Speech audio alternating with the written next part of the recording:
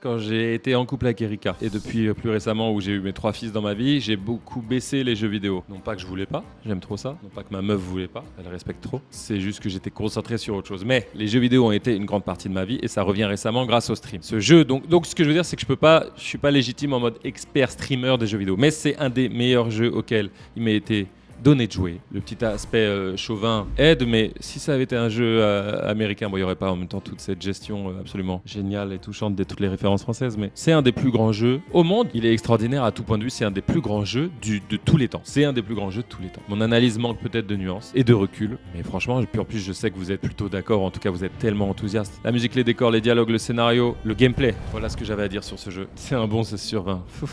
C'est fou de dire ça.